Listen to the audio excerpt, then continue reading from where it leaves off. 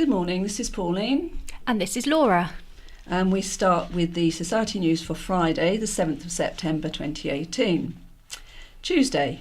The Ryde Swimming Group are swimming this Tuesday, the 11th of September in Ryde at the Waterside Pool. The pool is closed to the public whilst the group swims. There are male and female volunteers to help you get in and out of the pool, as well as lifeguards to ensure your safety. To join the dolphins, please call the Society first to notify us of your swimming ability. Unfortunately, the Strollers Walking Group will not be meeting on Tuesday the 11th of September. We apologise for any inconvenience. Wednesday, the weekly coffee morning will be held at Millbrook House this Wednesday, 12th of September from 10:30am.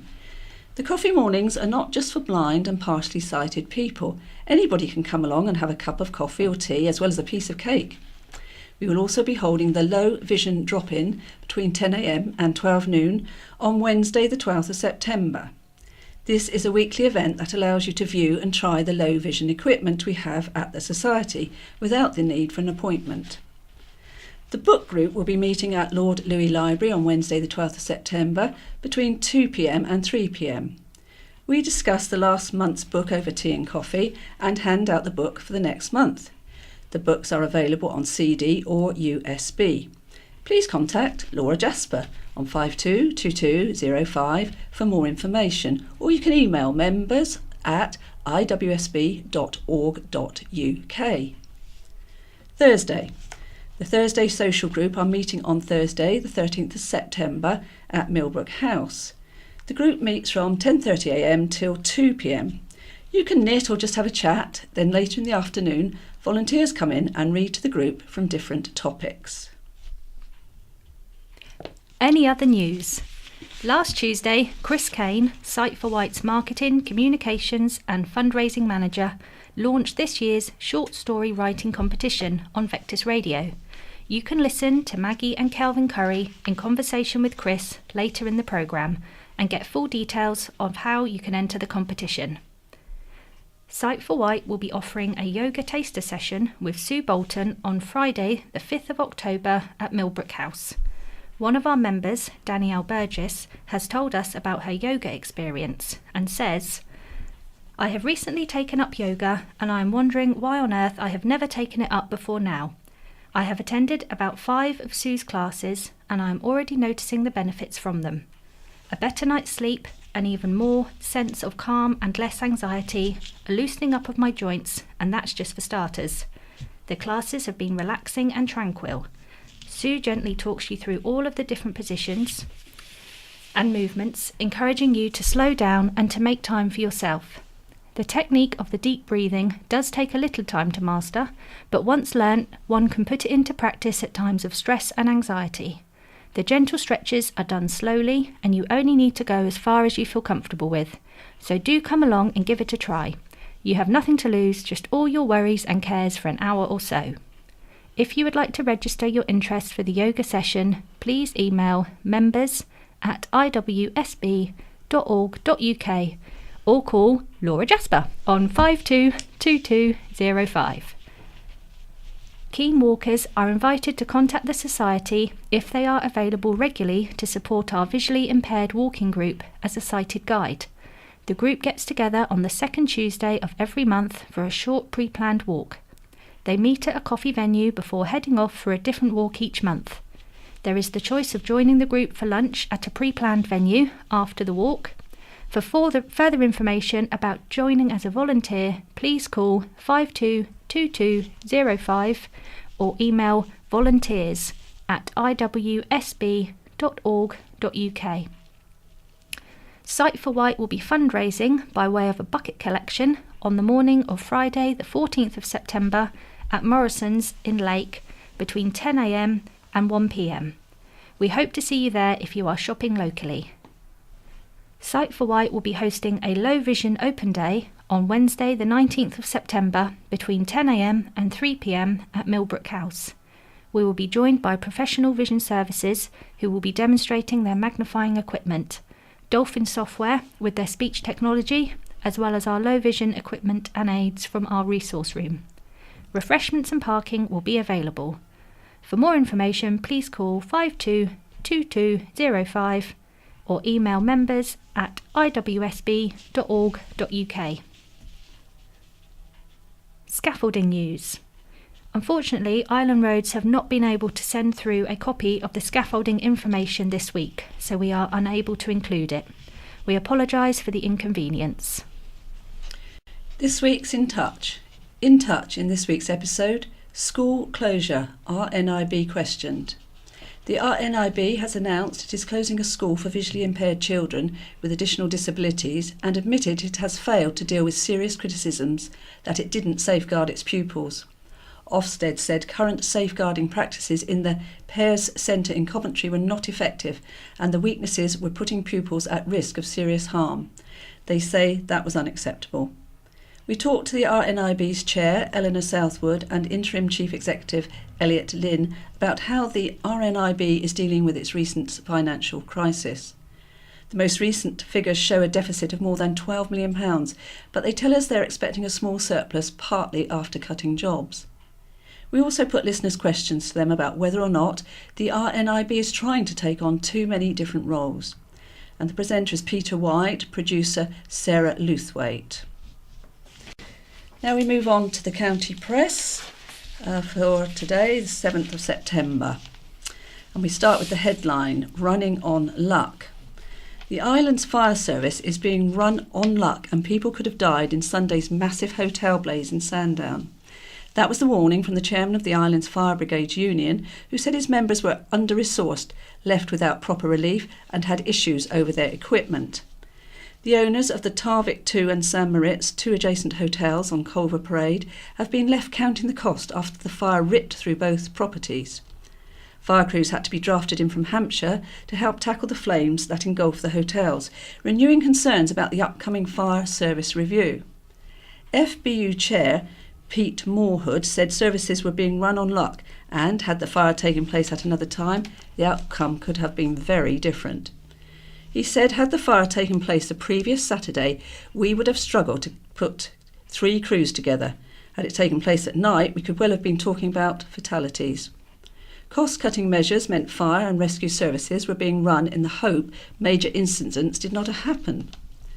But Councillor Tig Outlaw, Isle of Wight Council Cabinet Member for Community Safety and Public Protection, said, I do not agree it is being run on luck.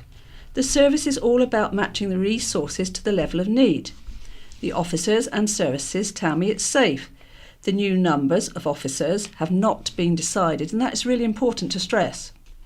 Mr Morwood said the lack of recruitment of retained firefighters, combined with cuts to whole-time staff, meant there were not the numbers required to crew engines. During the Sandown fire, an aerial appliance was used. However, Mr Morwood said they lacked the staff to get their second aerial appliance out of the station. He said we did not have anyone to drive it. Eventually it was driven to the scene, but it arrived later. All of the island's firefighters were at Sandown, meaning mainland crews had to be drafted in to help cover the rest of the island. Home Office guidelines state 4 hours after a fire, relief crews should replace frontline staff. But according to Mr Moorhood, crews had to wait 7 hours before being able to rest. Even then, they had to remain on call. Crews are told breathing apparatus should not be worn more than once per incident. However, firefighters at the blaze had to wear it up to 5 times. He said further cuts would mean not enough crews available overnight, putting public and firefighters at risk. Ward Councillor Debbie Andre also expressed concerns about the upcoming review. She was one of the councillors who rejected the paper at scrutiny. She said, we cannot underestimate the issue of getting appliances from Hampshire. What is the justification for reducing the number of whole-time firefighters? Proposals, due to be seen by the Cabinet on October 11th, could see the number of whole-time firefighters cut by 8 posts. The plans were rejected by Council in April. Councillor Outlaw said a full impact report was being prepared for Cabinet. However, he could not rule out a reduction in numbers. He said, had the service review passed through, on Sunday we would have seen more appliances on the road than we did. The review matches demand with resource, and most fires happen at the weekend, but at the moment we have little resource at the weekend. Councillor Outlaw said the council would be looking to increase the number of retained firefighters. However, he said it was not unusual or unexpected Hampshire crews had been drafted in to help. The reality is, the fire was one of the most serious we have had in many years. Had 2 fires happened at the same time, we would have needed 16 appliances on the roads. Can we really plan for that? Would that provide value for taxpayers' money? And the owner of the hotel, the St Moritz, said, the owner of the 26-bedroom St Moritz, one of the Sandown hotels destroyed in Sunday's catastrophic fire, has spoken of his heartbreak at watching his former family home and livelihood burn down. Julian Gerard, who took over the family business earlier this year, said he felt helpless and hopeless as St Moritz, which has been in his family since 1998, caught fire. The 23-year-old said, I was driving back from Booker's when I saw the smoke. You can't quantify how much was lost and the level of damage is horrendous. It really didn't sink in until a few days later. Upstairs was my family home as well, so it's not been easy. He described the day of the incident as slightly surreal, yet he managed to keep his sense of humour when he said, I felt like the emperor when Rome was burning. Julian's hotel, St Moritz, and its neighbouring hotel, Tarvik 2, were both significantly damaged by the fire and the water used in extinguishing the blaze. It is thought the fire started shortly after 10 a.m. on Sunday in an area not owned by Julian that was being used as storage in front of the 2 hotels. Onlookers said the fire escalated rapidly to the buildings behind. There were 45 guests in the hotel on Sunday morning, 40 more arriving Sunday afternoon, and 35 due to stay at the hotel from Monday. St Moritz is unusable for a minimum of 12 months. Julian said there was no indication from the fire investigators regarding the cause of the blaze at this time. Patients' £5 ferry fares call. Further calls have been made for greater ferry discounts for people going to hospital on the mainland. The Isle of Wight Association of Local Councils, IWALC, which represents town and parish councils, said parishioners were already confused about subsidies and warned plans to transfer more hospital services to the mainland would affect more patients in the future. It has echoed calls made by MP Bob Seeley in Parliament calling for equal treatment with the Scilly Isles. IWALC said there residents pay just £5 for medical travel under special NHS rules. Whitelink, Red Funnel and Hover Travel offer discounts of up to 50% for NHS patients. There is also an NHS healthcare travel cost scheme for those on low incomes or in receipt of certain benefits. IWALC County Officer Maxine Waugh said, even with these concessions, which are probably the most that can realistically be expected of the ferry firms in the absence of regulation, there are still large and increasing numbers of islanders for whom mainland hospital treatment is a financial burden as well as a traumatic personal experience. With the planned migration of more services to Portsmouth and Southampton, this burden can only increase. Bob Seeley recently told Parliament a £5 cap to bring us in line with the Isles of Scilly would be a fair and reasonable gesture for the government to make, and we agree. IWALC backed Mr Seeley's call for a public service obligation to be imposed on the ferry firms and agreed an Isle of Wight Council buyout was a possible way forward. And a mother of a premature baby has called for help with travel costs for those whose babies are having to be left on the mainland. The call comes just days before the maternity department at St Mary's Hospital is being downgraded, which means more parents will find themselves in the same situation. Fiona Taylor of Bembridge had her baby prematurely at 26 weeks on July the 10th. Thomas Anurin Waters, named after NHS founder Anurin Bevan in honour of the care that saved his life, was too early to be cared for at St Mary's and weighed just over 1.5 pounds at birth. For more than 7 weeks, Thomas has been at Portsmouth's Queen Alexandra Hospital, and Fiona's had to pay costs of £50 per day minimum just to go to spend precious time with him. This is on top of assistance with the ferry cost, thanks to Isle of Wight charity Daisy Chains.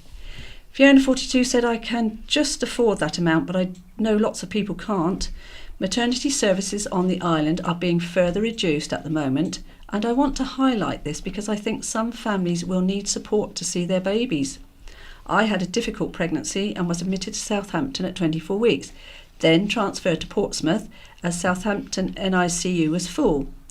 This was a precaution, as if Thomas had been born on the island, he would have needed to be transferred to the mainland anyway, probably by ferry. The island doesn't take babies at such an early gestation. I was told not before 30 weeks, but I believe it is later now, or will be. I've been travelling from Bembridge to see him, and as he was delivered by C-section, I was unable to drive for 6 weeks. This has meant taxis to and from the ferry, hovercraft on this side, and taxis to and from the hospital on the other side. I tried the bus, but it took hours and made the visit nearly pointless. Daisy Chains has helped by paying for my hover travel. I don't know what I would have done without their help, but the taxi still cost £50 a day. I have stayed over, especially initially, but the hospital has limited accommodation and the rooms are prioritised for babies who are going home, so they can try being independent of the nurses before being discharged. Often there are just no rooms available. I also have another little boy and siblings aren't allowed to stay. The staff at Queen Alexandra go out of their way to help us and understand the additional requests that come because we aren't local. The level of care they have provided and their dedication and skill has been amazing. I'm certain they saved Thomas's life. I just feel because a similar level of care isn't available on the island, then assistance towards travel should be provided during what can be a very prolonged period. It's been proven contact with parents is essential to speed premature babies' recovery and to ensure parents and babies bond. The Greatest Little Showman. A 6-year-old boy said his dreams came true when he helped open the last show at J. Miller's Circus on Sunday. Freddie Cook of East Cowes had been a regular face in the crowd at the circus for the past 2 years and caught the attention of the stars with his chosen dress-up character, a mini Peppy the Clown. His mother, Nikki Simmons, said, "I took him for the first time last year. Before we went, I showed him pictures and he said, 'I want to dress like Peppy.' He's been waiting all year for the circus to come back. He loves everything to do with performing and singing." On the pair's second trip to the show this year, Freddie bought biscuits he had made that spelt out J. Miller's Circus to say goodbye to the performers. To Nikki's surprise, she received a message from the circus ringmaster, Mitchell Pitch, inviting them to the last show for free and asking Freddie to open the show alongside Peppy. "It was wonderful to watch him on stage," said Nikki. "He's such a confident and happy little boy. I asked him if he was nervous, but he was so confident." Freddie and Peppy did a routine where they told the crowd to shout "hello" and introduced all the other performers. They brought him back to me afterwards and he cheered the loudest the rest of the show. The ringmaster gave Freddie some tips about how to get started in the circus, and Freddie hopes he will be able to juggle by next year so he can show Peppy what he has learnt. Freddie's nan, Lynn, made the waistcoat for the costume while his mother did his makeup.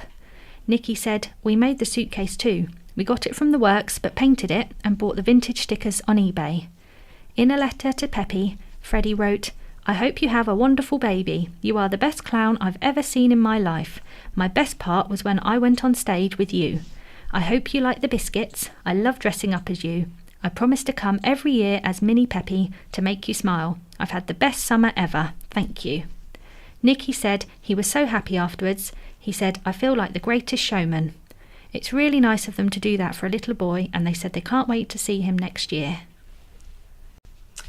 More than 25 sheep have been killed in a shocking animal attack on island farmland.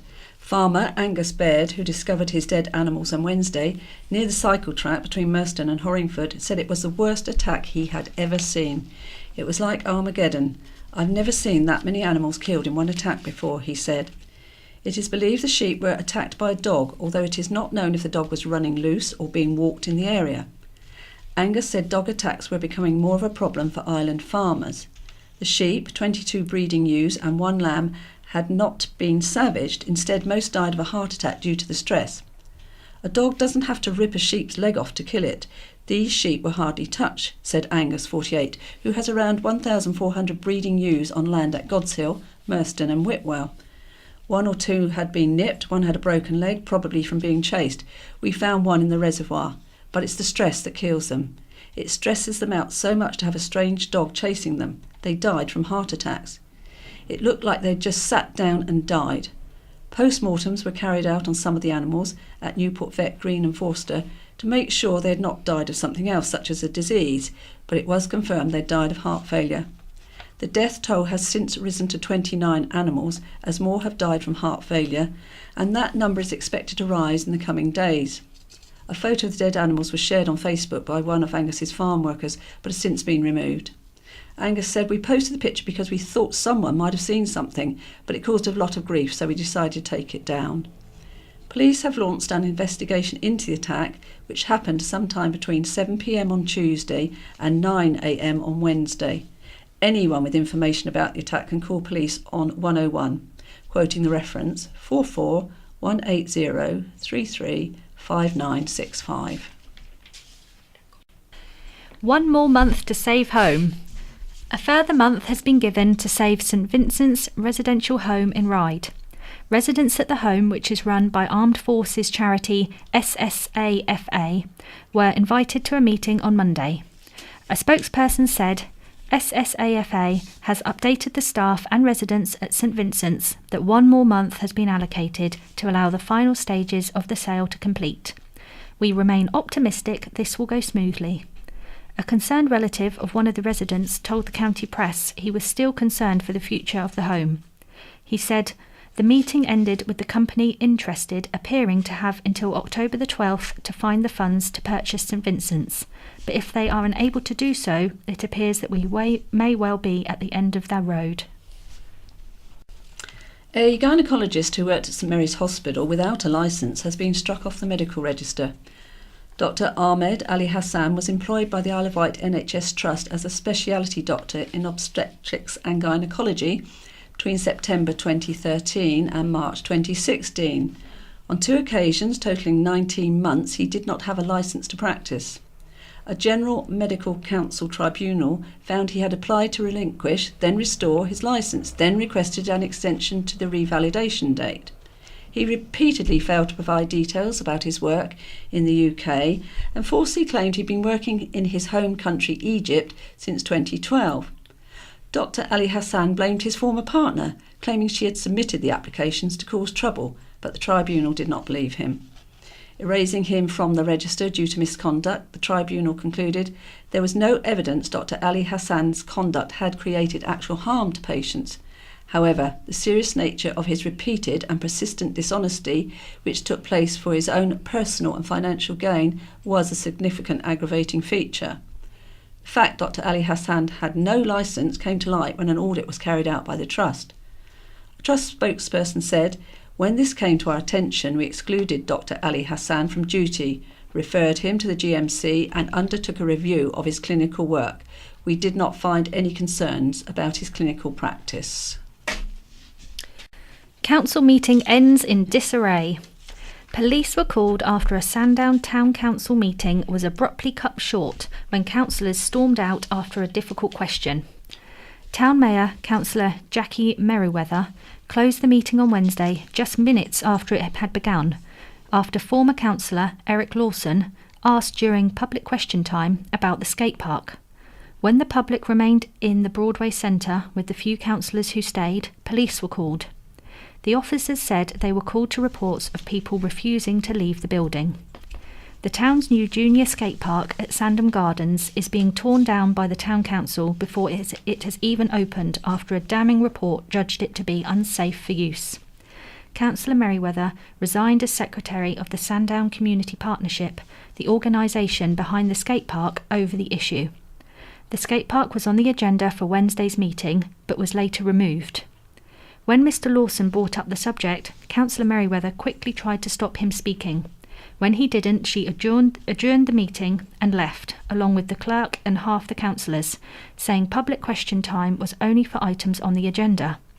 However, Councillor Debbie Andre pointed out the public were at liberty to ask any questions relating to the work of the council, according to the council's standing orders. Councillor Andre, who remained at the meeting, told the county press, "I am bitterly disappointed at the turn of events this evening. The residents of Sandown deserve to be listened to." Sandown resident Stephen J. Park said, "Local residents, taxpayers and business people are giving up their time to be here, and some councillors on this town council just treat us with contempt." Councillor Heather Humby and Councillor Alex Lightfoot were the two other councillors who remained after the meeting. After the meeting, Councillor Merriweather said, Under the powers given to me as chairman of the meeting, I asked many times for the public to be quiet so that the business of the council could be conducted. As they were not quiet, I closed the meeting and the clerk and other members of the council left. The public were asked to leave the building so it could be locked and the alarm set. As they did not, the police were called to disperse the public. Sherlock star Benedict Cumberbatch is set to have a family home built on the island. He and his wife Sophie were married at St Peter and St Paul's Church, Motterston on Valentine's Day 2015, and the couple planned to have a home just a stone's throw from the National Trust Motterston estate. The couple, who have 2 young sons, Christopher 3 and 1-year-old Hal, have visited the island many times. Theatre director Sophie is related to the Seeley family. She shares her great-great-grandfather Jack Seeley, who was a Deputy Lieutenant for the island, with the Isle of Wight MP Bob Seeley. The house is planned to be on the Dunsbury estate, which is owned by the Seeley family. Sophie's mother lives on the island. Benedict Cumberbatch's favourite pub is reputedly the 400-year-old Sun Inn at Holveston, near to where the house will be. Residents worried by road closure. Improvements to bathing water will lead to some road closures in Shanklin while work to the sewerage network takes place. Around 75 residents attended an event on Monday to find out how the works would affect them. Wilton Park Road could be closed for more than 5 months, from October the 1st to March the 15th, 2019. Martin Drain, who lives in the road, said it was unclear how residents would get to their homes. He said, "We were told we would still have access to our homes, but a lot of us do not drive, and there are lots of elderly, so we are concerned about where we can get the bus from when they can't come down the road anymore." Southern Vetis said the plan was to divert buses to Atherley Road and Arthur's Hill, while Wilton Park Road was closed. A Southern Water spokesman said the company was making a considerable investment in Shanklin to support its bathing water enhancement programme. He said, "Construction will start in September in the Arthur's Hill area and is planned to be completed by the 2019 bathing season. The scheme will ultimately improve the resilience and capacity of our sewerage network at times of heavy storm, which is essential in helping reduce the risk of releases into the sea and will also help protect homes from flooding. This construction scheme is one of many measures we are undertaking, which include working with the local council to manage the beachfront area, carrying out sewer maintenance, and working with local farmers too." Drivers on the Isle of Wight who fail roadside eye tests by police could have their licences revoked. In a new crackdown by police, anyone who fails to read a number plate from 20 metres could have their licence revoked on the spot. Hampshire Constabulary is taking part in a month-long trial in which every driver stopped during September will have to complete a roadside vision test.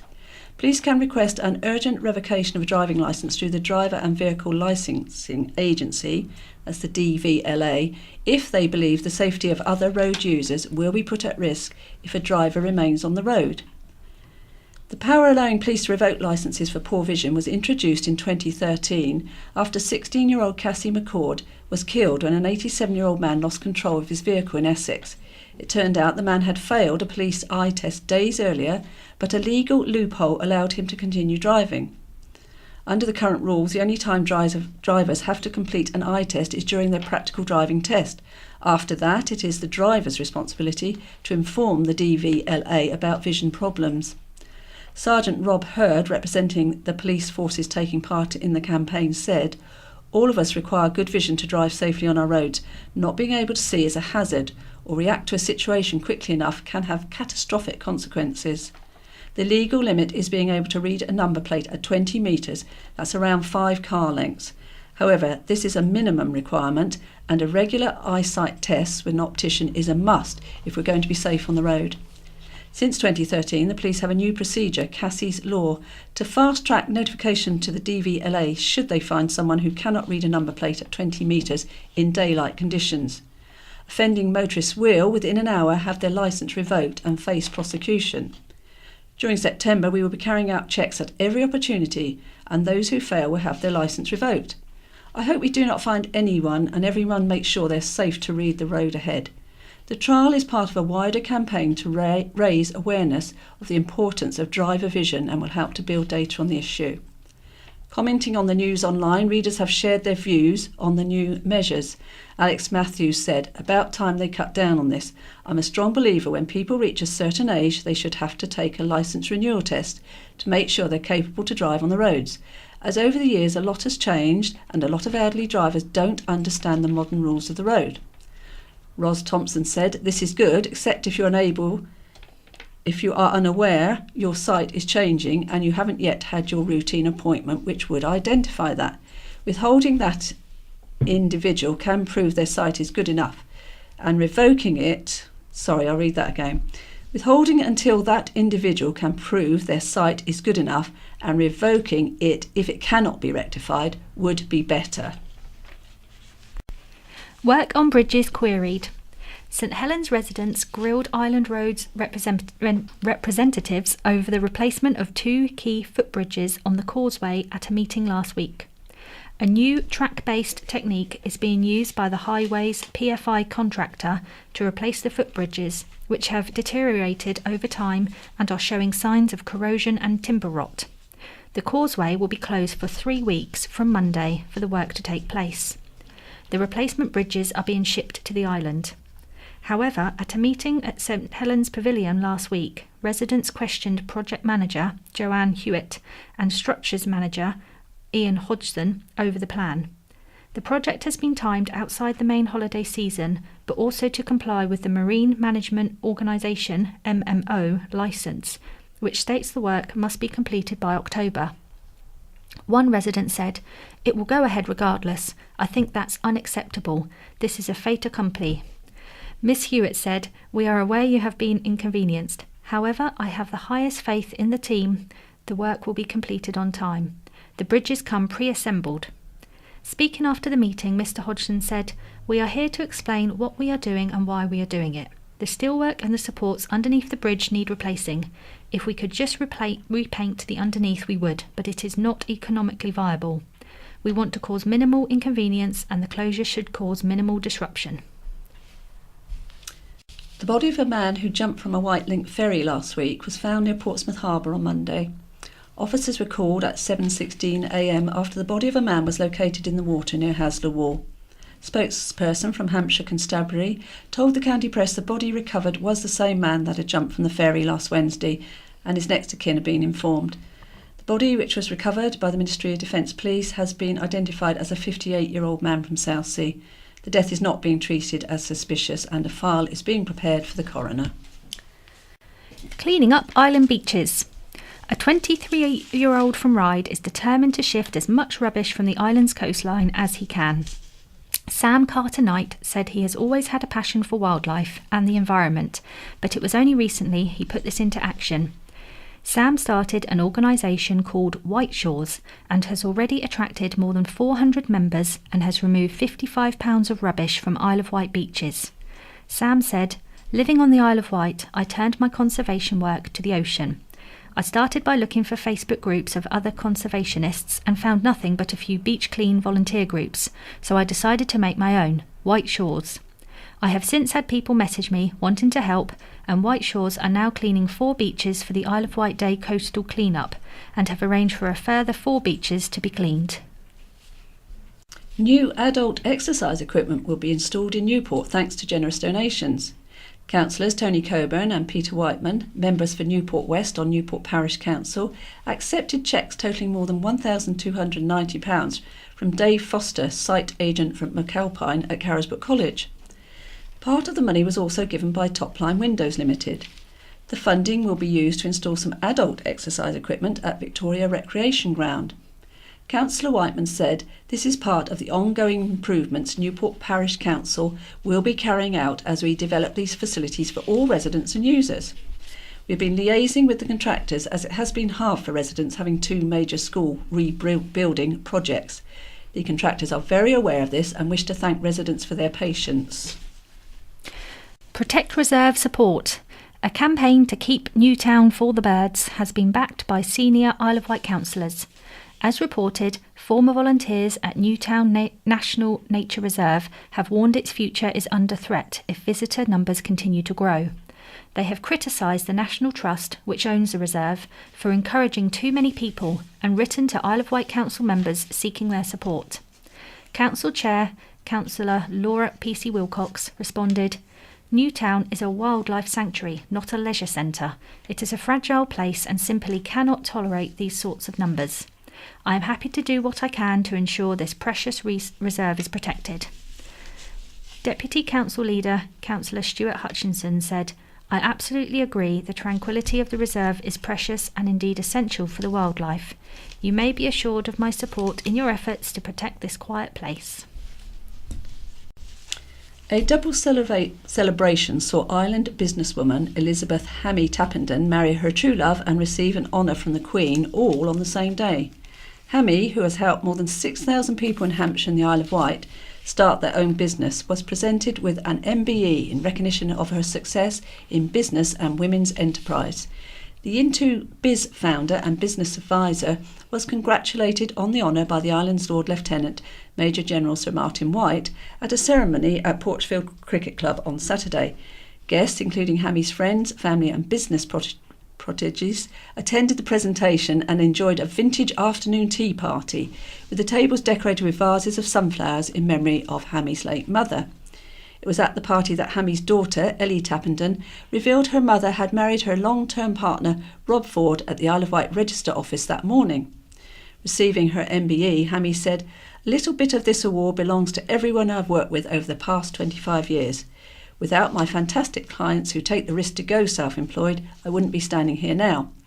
With my clients, I listen, I challenge, I laugh, I cry, I hug, I create, I share, I believe, I help, I care and I fight.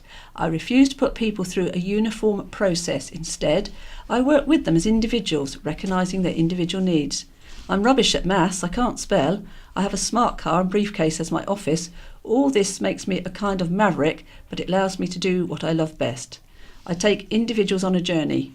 We don't know what that journey will be, we don't know whether it will be successful, we don't know if they're cut out to run their own business, but I hardly ever turn anybody down. I share my own roller coaster life because I think it's important people understand everybody has challenges and needs to just take a risk every now and then, and somehow this does create success." Sir Martin said, "This presentation recognises 6,000 people, 25 years and 800 businesses helped. It is a remarkable record." David is conjuring sea life out of wood. A wood carving from an uprooted tree on the beach near Fort Victoria has become a West Wight tourist spot. The carving has been made by David Wallace, who has spent the summer living in his car and working on his project on the beach. It features at least 60 marine animals and wildlife, including a crocodile, seal, stingray, seagull, sole, shark, dolphin, seahorse, ragworm, lobster and octopus. David, a self-taught carver who first started age 8, said, "I'd noticed some fish had been carved into wooden railings at Chesil, and I approached the rangers here and asked if I could do the same. There are pieces of my work in and around the forest with squirrels in the information centre, and there is also a carving of a rare bat found locally and a great crested newt on a big lump of oak. But this is my main project, and it features all kinds of marine life which have lived in these waters both now and millions of years ago. It is like an aquarium of sea creatures and is used by the rangers in their forest tours. It's also a history lesson for the children who come to look at it. The fishermen who use the beach are very fond of it because it is a memorial to one of their pals, Dave Slingsby, who passed away. He was known as Soul Dave because of his favourite catch, and there is a soul carved on the tree. David, originally from Plymouth, has had his work all over the West Country." And now it's goodbye from Pauline. And goodbye from Laura.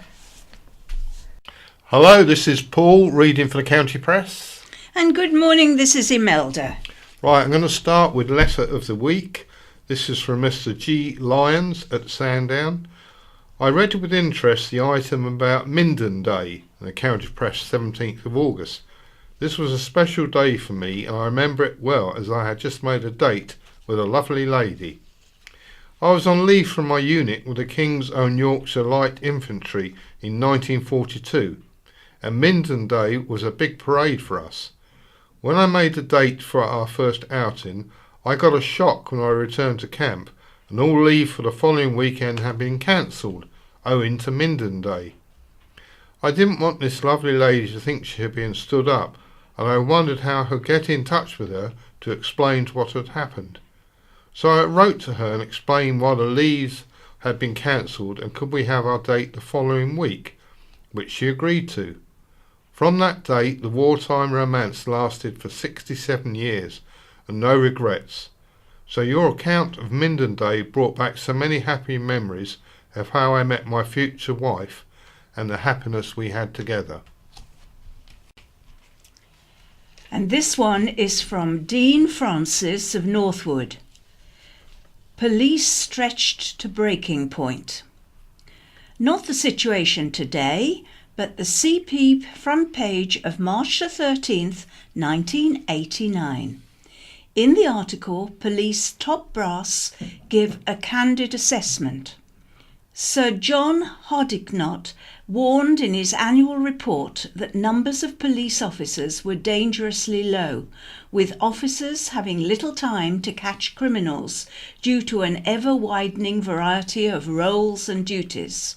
Superintendent Challis, in charge on the Isle of Wight, felt officer numbers were inadequate to do the job. His deputy, Superintendent Cranwell, said that they were lucky to have 30 officers on duty at any one time. These officers were not commenting from some sepia-toned Shangri-La. The same front page contains reports of a knife point robbery in Newport, alcohol-related violence in Ryde, as well as increasing cases of illegal drug use, arson and crimes with a sexual motive. But in 1989, there were 204 police officers stationed on the Isle of Wight, with 144 of those in uniform duties. A further 11 new officers were to be posted onto the island after recruit training. Much has changed in 30 years. But what is demonstrable is the capacity of the police to patrol, respond and investigate has collapsed. Today, the Isle of Wight Police Command has around 150 officers and staff in a ratio of roughly 60 to 40. That's about 90 police officers stationed here in 2018 compared to 204 in 1989. The article "We're Not Safe" in the county press on the 31st of August gives us a front row seat on the real picture that our police service is facing. To senior officers in 1989, having 30 officers on duty was seen as having a chance with public safety. In 2018, such daily capacity is completely unachievable. It's a dismal picture. With the police buried under a workload they are unable to get on top of, while preoccupied with their own day-to-day safety due to a lack of numbers. Responsible stewardship of our economy is not cuts without regard to consequences. With such mindless reductions to our police, the government is leaving us all conspicuously exposed to harm. There's a letter from George Mortimer at Ryde. Too many cars.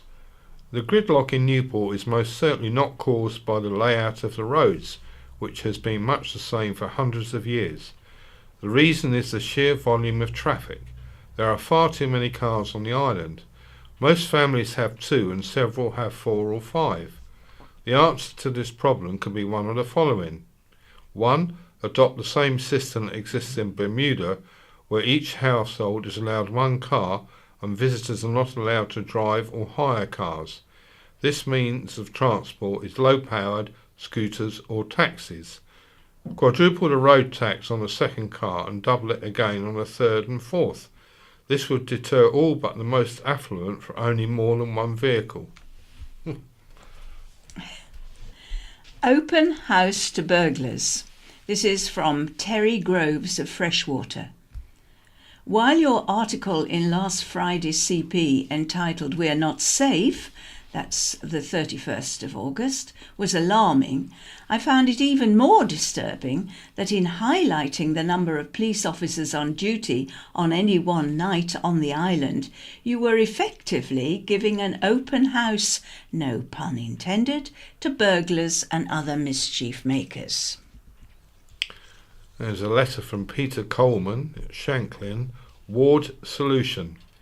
The day has arrived when Bob Blessard, County Press, Letters 31st of August, has almost agreed with the local Labour Party on boundary proposals, but he couldn't quite go the full distance. We argued in the 2007 review for 40 equal single-member divisions.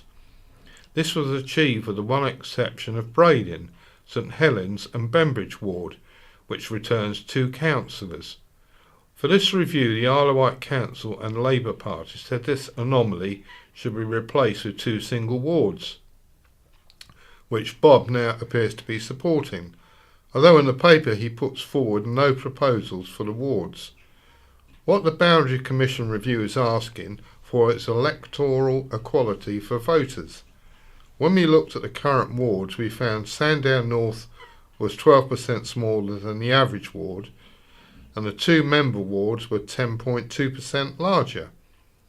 With just a transfer of 300 electors into a Sandown North and Culver ward, this equality could be achieved. Yes, we agree with the view these 2 areas have much in common, and we should not allow Councillor Ian Ward to talk Sandown down. Our proposal is for Bradin and St Helens, Ward 2,796 electors, Bembridge Ward 2,970 electors, and a Sandown North, including the Culver edition, 2,702 electors, a good solution.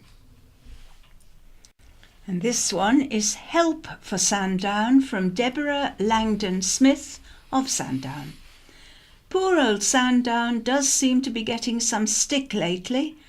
There was an unkind letter about the place in the county press, showing how tatty it was, and a slightly disparaging comment mentioned a few volunteers seem to be doing stuff to try and halt the decline.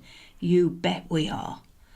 The Sandown Greentown volunteers are a splendid crowd of people dedicated to getting Sandown looking the best it can in very trying and difficult circumstances.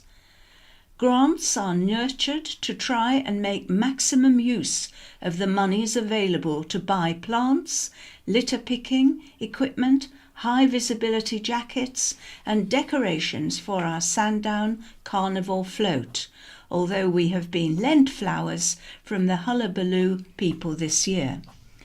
Hundreds and thousands of man-hours are donated by the volunteers, Steve and Anna especially.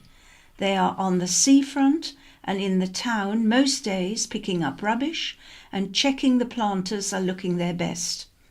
Ben Holbrook also devotes a huge amount of time buying and planting plants, weeding and watering, hunting down grants and donations of either money or actual plants, many of which are either grown by members or donated by garden centres such as the Coastal Gardeners in St Helens.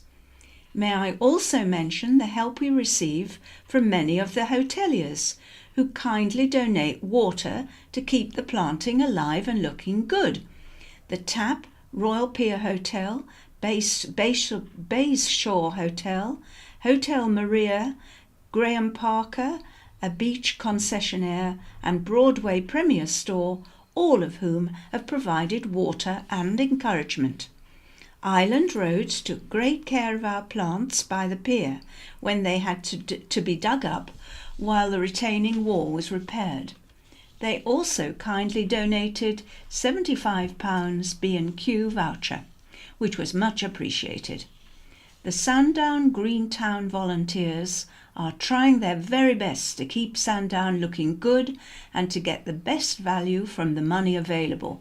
To this end, we do not rip out the plants at the end of each season, and we have tried to ensure that they are drought resistant and bee friendly. A big thank you to all the wonderful people around who are trying to keep Sandown looking good. There's a letter from Mike Waddleton in Wootton. Crossing calls ignored. Further to your article, County Press 24th of August, on the unfortunate accident of Wootton Bridge that resulted in the death of a well-respected elderly lady, I feel you should be aware this crossing point and its lack of authorised crossing has been a subject of much discussion and requests for action over the past 2 years, and particularly over the past 6 months.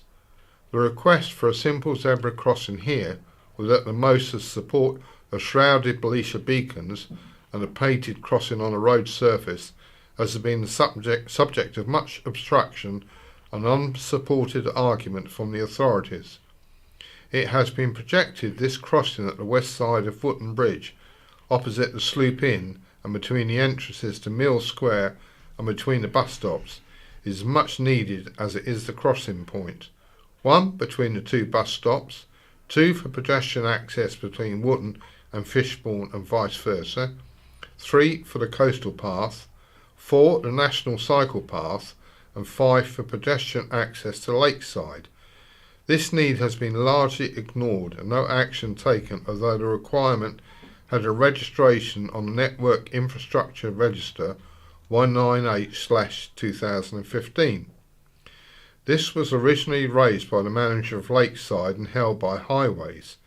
It remains open and dormant despite the matter being raised with the head of the Highways project, the Island Roads contract, Bill Smith, and with Island Roads by myself and the local Isle of Wight council members, Councillor Barry Abrahams, and the parish council on several occasions. Must we wait for another serious accident here, in addition to the regular close calls, before anything is done? We're not NIMBYs, from Julia Bishop of Northwood. In my letter last week, the penultimate paragraph was omitted. It referred to a comment on the online report about houses in Northwood by Richard Varner. He refers to the residents attending the parish council meeting on the plan as NIMBY snobs. I had to look this up. Who are effectively saying it's fine for them to live there, but they don't want others to enjoy it. I don't know if Richard Warner lives on the island, in which area, or how long he has lived there. If he has lived here for the length of time I have, born and bred, as they say, on the island, in the Cowes area, and lived in Northwood for almost 48 years, he will know how much Northwood has changed during that time. Firstly, Nodes Estate was built in the 1960s and Medham in the 1980s, Harrycheek Gardens and Cranley Gardens in the 1990s. There have been countless infill development, including Willow Tree Drive and Wyatt's Close. The barns at Chawton were converted into housing, which blended in very well with its surroundings.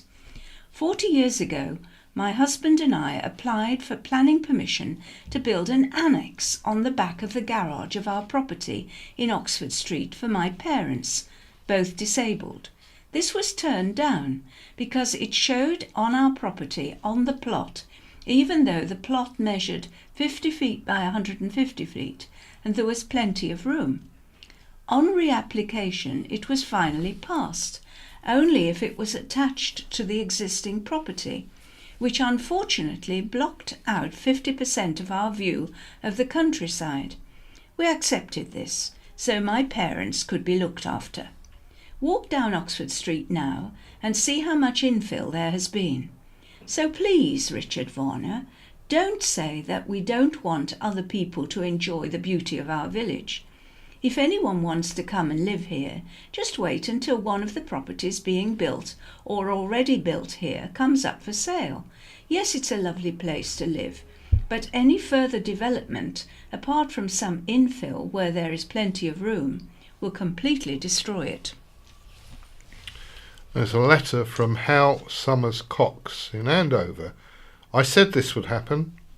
I see the Isle of Wight Council has a full-page advert regarding yet another costly regeneration consultation, County Press 24th of August, which in due course may find its way onto the grinding shelf next to all the previous structure plans and the like over many, many years.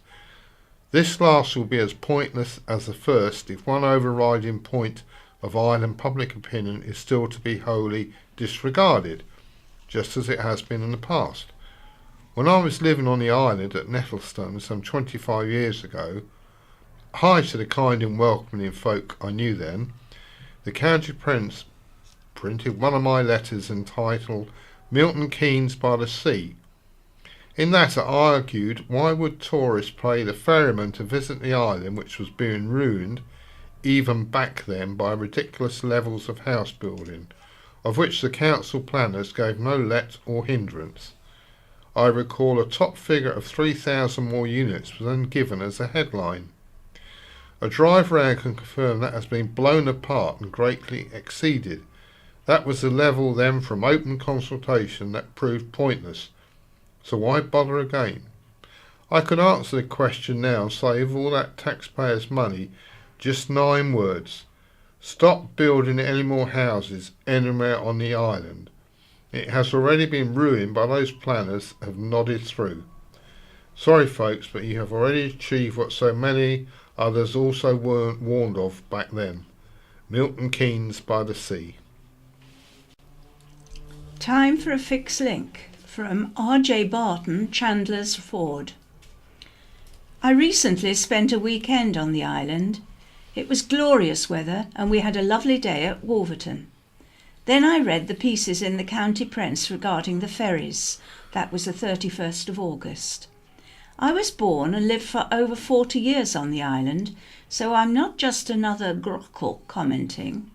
I was astonished at some of the naivety in the debate about either subsidising or, heaven forbid, the council taking over the ferries. Islanders surely need to accept a fixed link is desperately needed and get all their force and the MP, who seems equally bizarre in his views on ferry nationalisation, behind achieving it. I sometimes feel residents are in denial about a fixed link because apparently there is still not a majority for such a solution.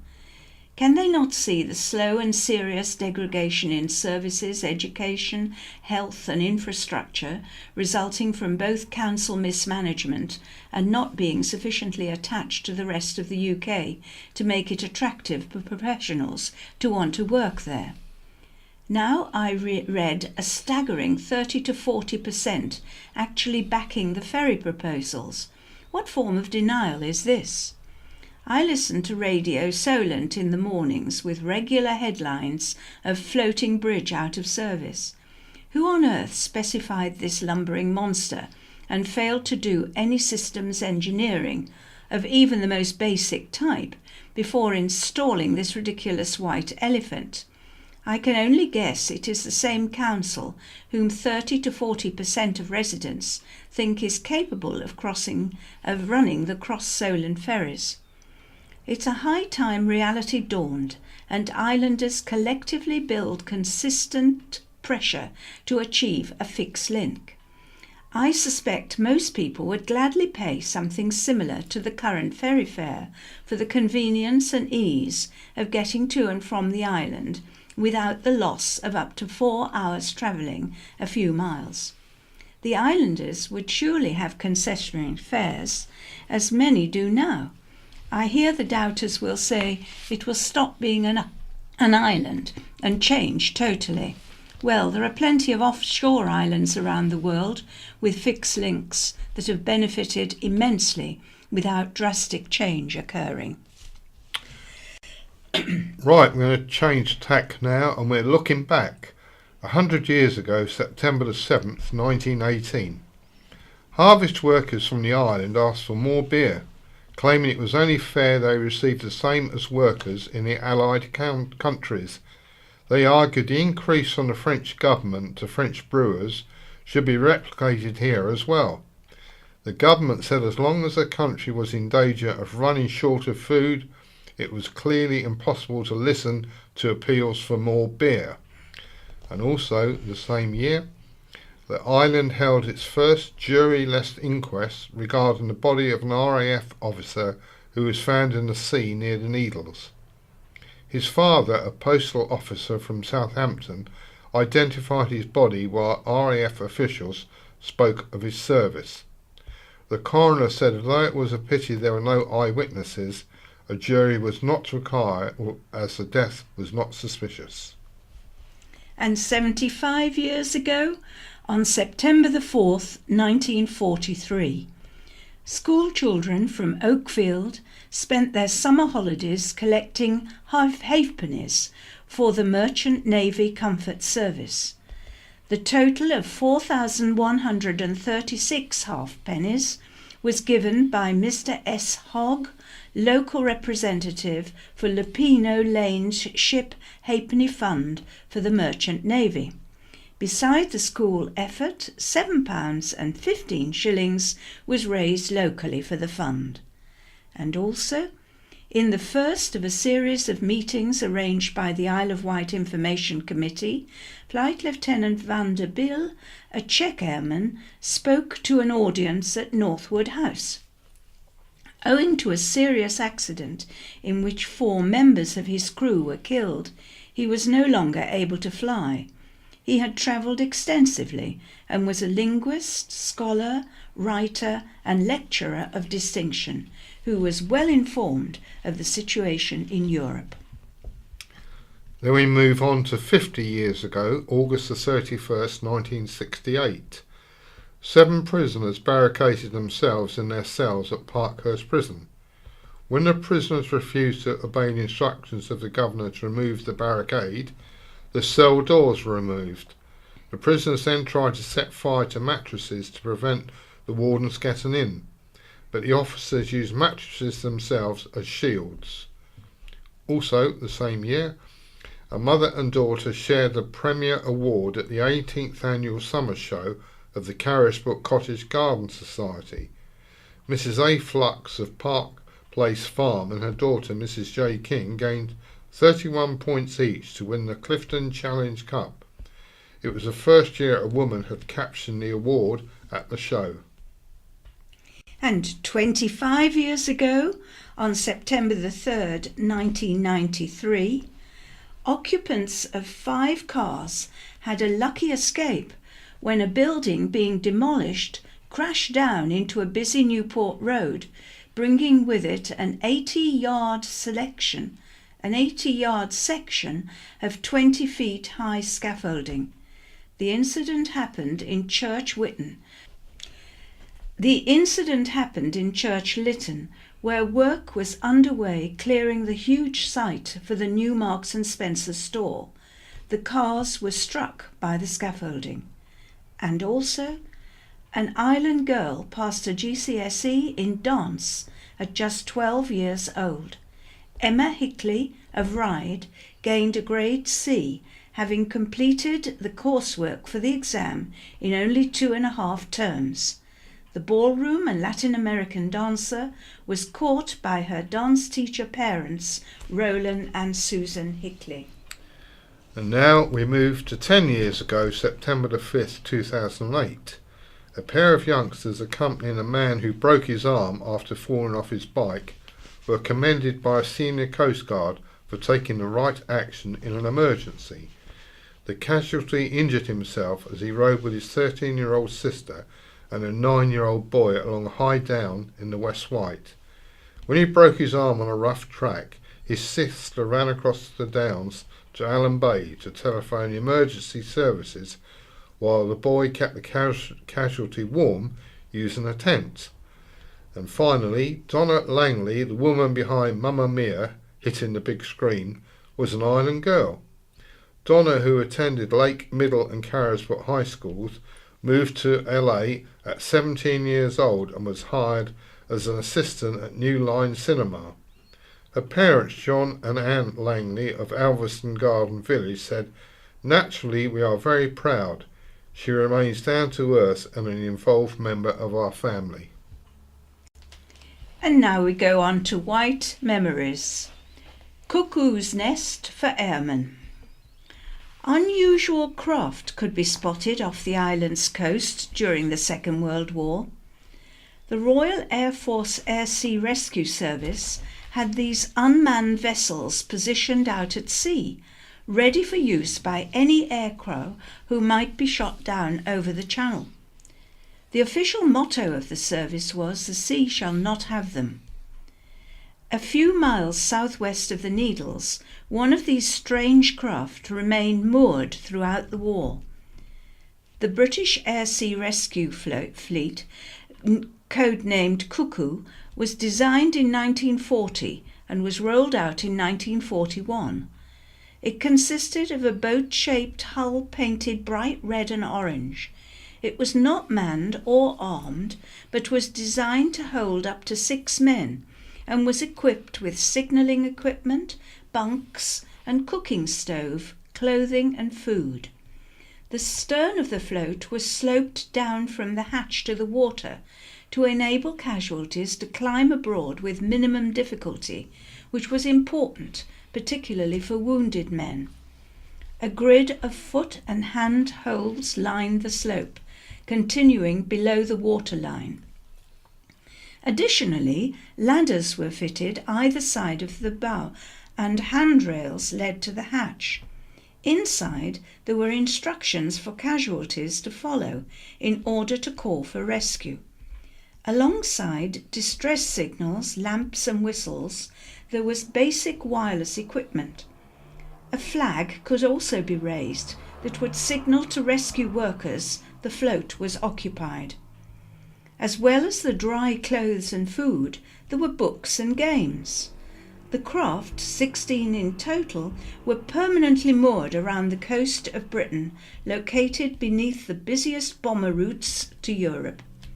Although these vessels were good for morale in the RAF, there are few recorded instances of their use. The Germans had their own versions, nicknamed lobster pots.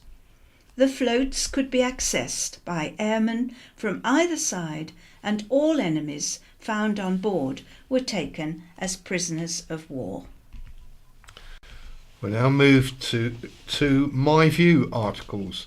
The first one is by Matthew Chatfield, Osborne's Heritage Legacy. Remember George Osborne, that posh chap who invented austerity? Back in 2013, one particular item in the Chancellor's ministerial red box caught my eye. In this time of parsimony, the government was investing 80 million in English heritage. Of all organisations, Mary Miller, then Secretary of State for Culture, Media and Sport, said, "The new £80 million investment for English heritage is fantastic news." Who can argue with that? Well, watch me try. This windfall was in fact a payoff to pass over English heritage to the charitable sector, and I have some big problems with that. In this paper last month, County Press 31st of August, I was abruptly reminded of the reasons why this development was far from fantastic news. English Heritage is launching a slick national crowdfunding campaign to raise £50,000 to spend on defending castles from damaging weeds. It's a modest target, an uncontroversial objective, and spread across the whole country really shouldn't be too hard to deliver. But for an organisation that spent £109 million in 2016-17, I don't think £50,000 is anything other than a drop in the ocean. My belief is that this campaign is an elegant Trojan horse intended to test our own defences. You see, the plan is that once the £80 million runs out, there will be no more from the government. After 2023, English Heritage won't just be looking for £50,000 to pick your ivy off the walls. It will need to raise the entire £100 million annual budget itself from us. So, is this bad? As someone who's just spent 2 years trying to raise funds for a small environmental charity on the island, I can tell you it's very bad, and here are 2 reasons why. Firstly, this isn't the right way to look after our heritage. Charity is optional and fickle. Pretty popular things such as ruined castles get donations. Interesting but obscure things such as wartime pillboxes don't. And English Heritage looks after a lot of obscure things. Secondly, isn't it a bit worrying the government has just set up a huge and well-resourced new organisation that will compete with existing charities to raise charitable funds? Small local charities that don't have national marketing campaigns will have to share their income with the big new charity. Our contribution to £100 million will have to come from somewhere, and it isn't coming from our taxes anymore. Some charities might struggle in a newly competitive marketplace.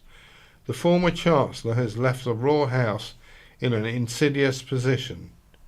When the grieving King Edward VII presented Osborne to the nation after Victoria's death, he would have no reason to think the upkeep of that magnificent residence could possibly be undertaken at the expense of other important national monuments and the cost of many small local philanthropic efforts.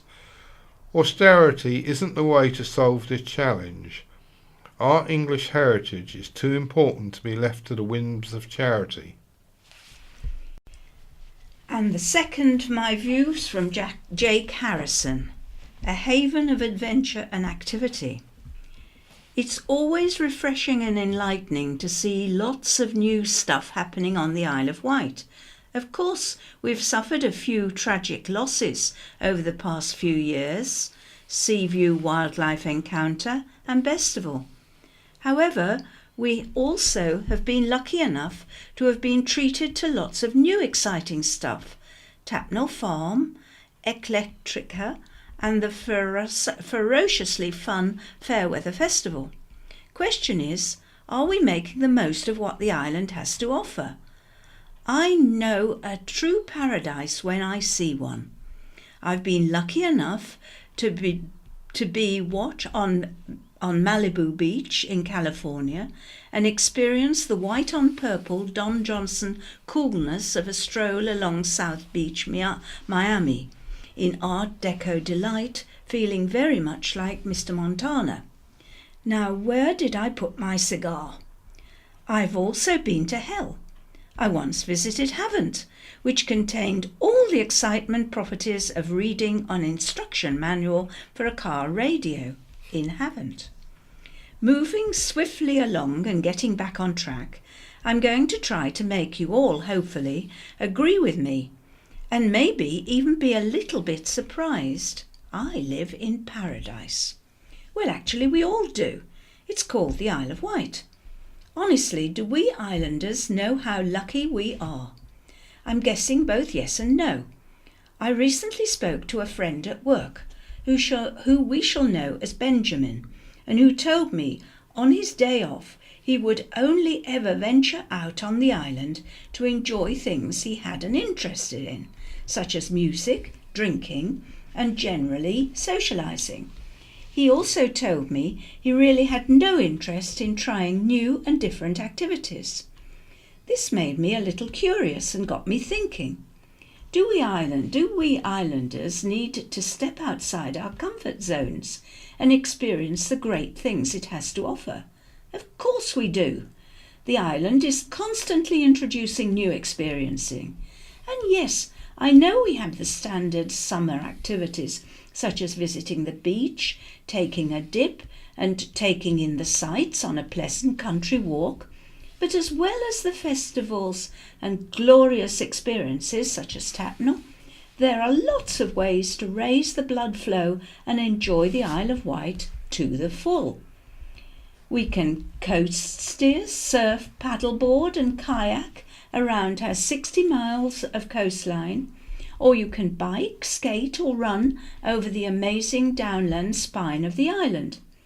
Or how about signing up for the upcoming West Wight Triathlon, a chance to test yourself across a number of disciplines?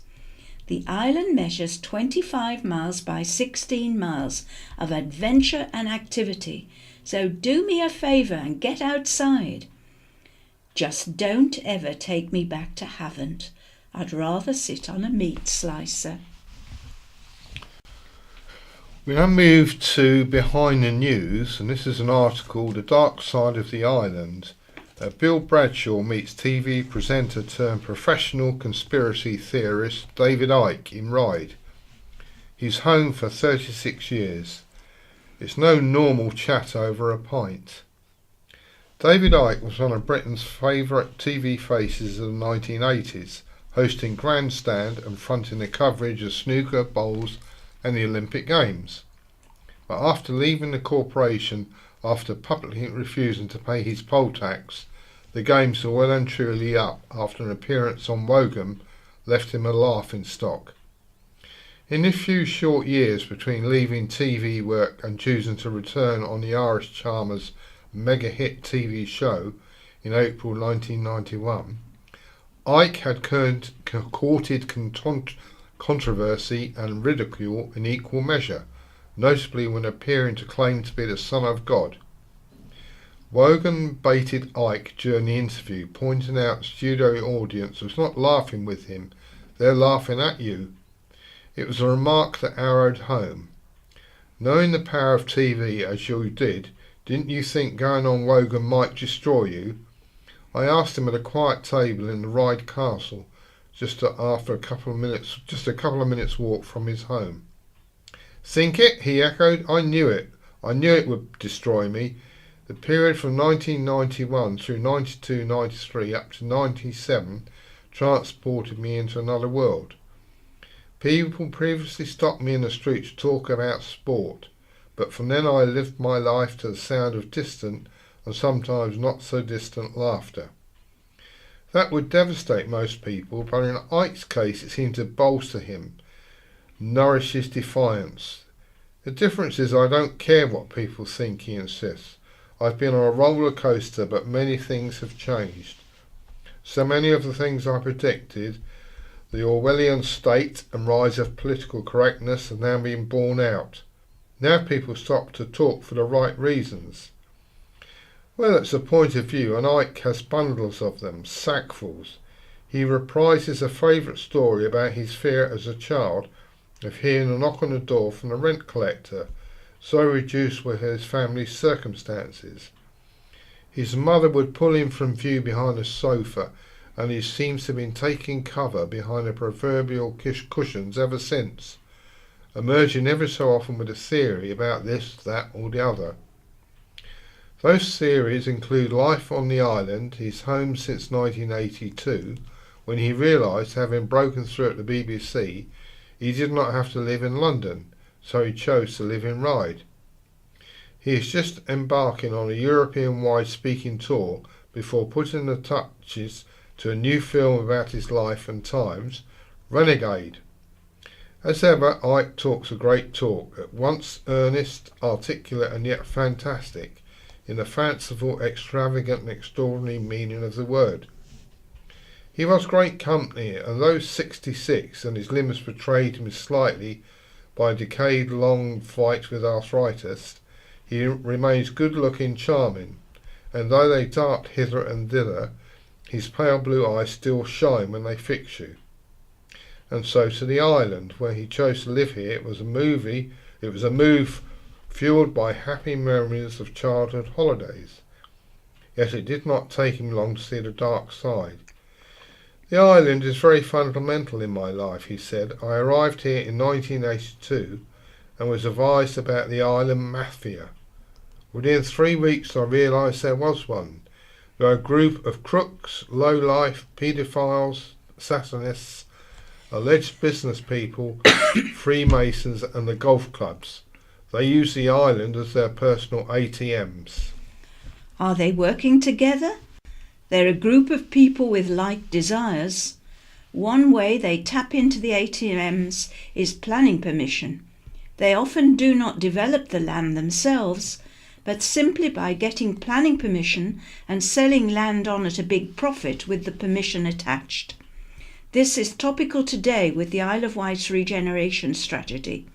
It is an open checkbook secured by the illusion of public support with a farce of a consultation process. and in a thrice he was off topic, recalling the news of the world exposed on Satanism on the Isle of Wight, which spoke of breeders, women who gave birth to fetuses no one was aware of. The Satanists allegedly then used them in their rituals. I blinked at the very thought of this, but then David came from behind his sofa, so to speak, with another one.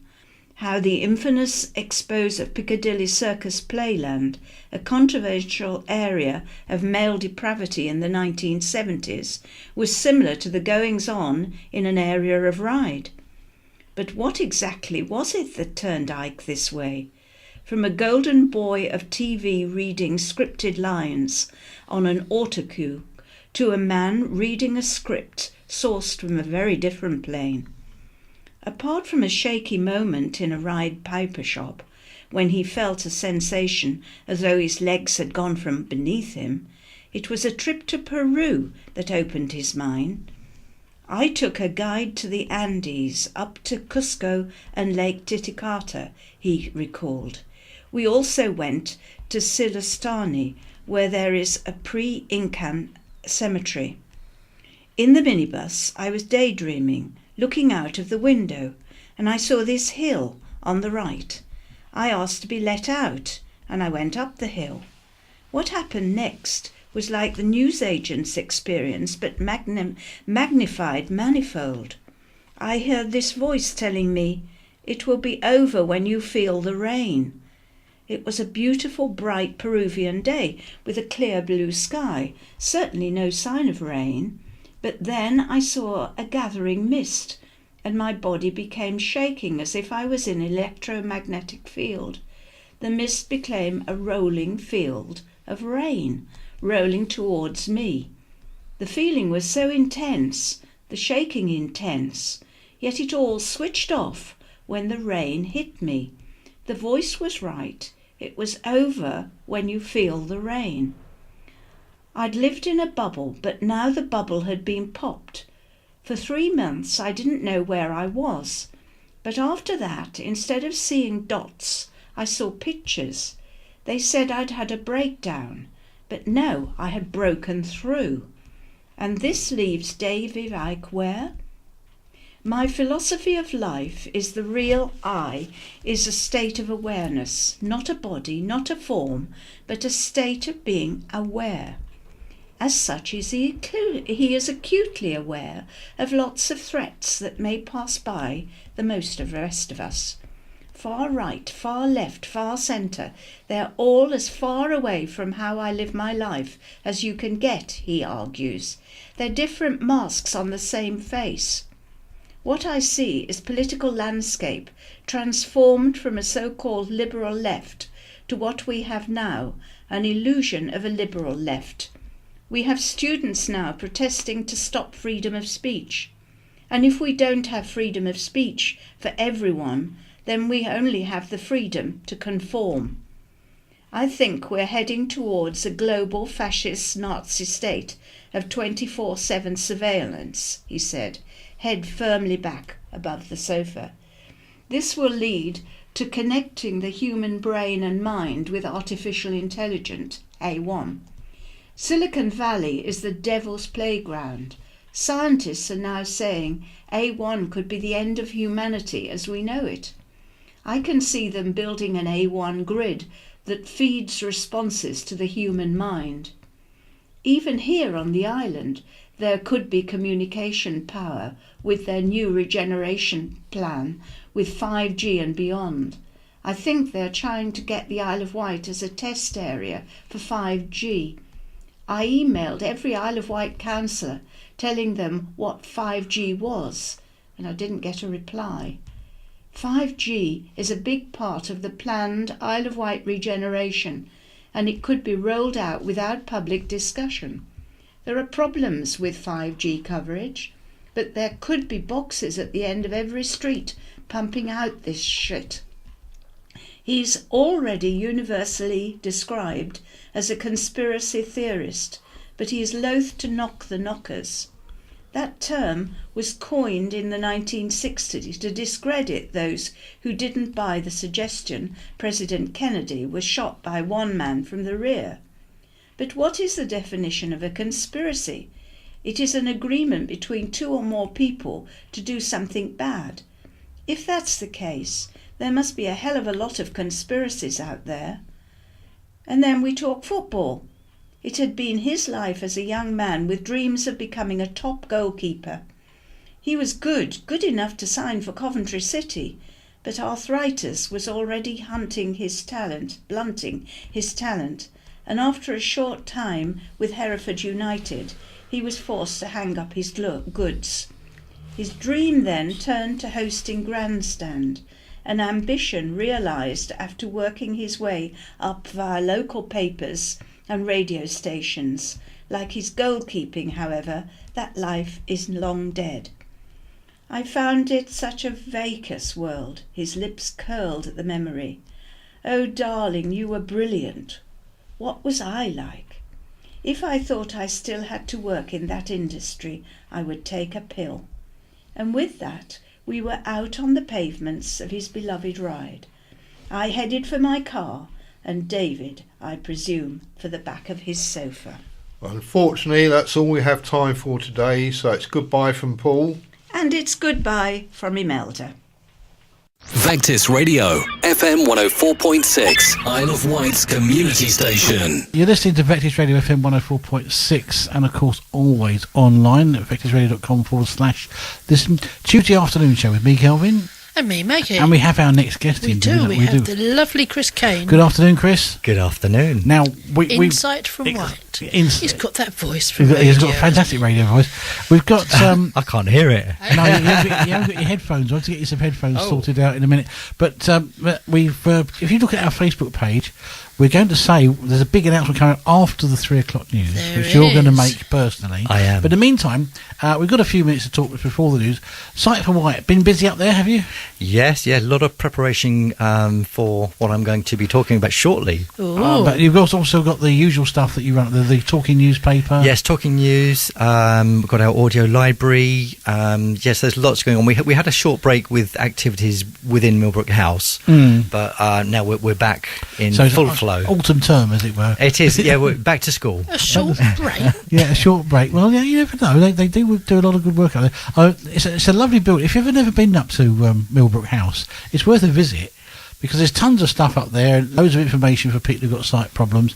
And even if it's not you that's got a sight problem, you know, if you've got a friend or relative that has got an issue, then you can go up there and find out a lot more, can't you? Absolutely. Yeah. And you do run social events as well for your members. We do, yes. We have lots of, with swimming, we have a Wednesday social, a Thursday social swimming group. Pool? No, not, do you know, there's probably the space for a swimming pool if we thought it through. Well, yeah, but you'd have to park your car then, would you? That's true, yes, yeah. We've got good parking. You've got good parking there, yes. Very important. Yes, it And is. how's the lovely Miriam? Yeah, she's lovely. Yeah, she's had a break, so she's back today. Oh, no wonder you're all back to work Full of then. beans. Full of beans. Oh, Oh, yeah, right. she's fully rested. And she's got That's the whip. good. Raring to go, absolutely. So, Sight for Wight is is it the oldest charity on the island for sight impaired I believe it is, yeah. We were established in 1895, so I would say probably yes. And we'd like to get you in once a month to tell us what's going on up Yes. there and point out that, you know, sight impairment isn't the end of everything. There's plenty of stuff you can do, and Absolutely. Well, actually, Maggie and I have given a talk up there to one of your afternoon sessions, Yeah. and they were very interested.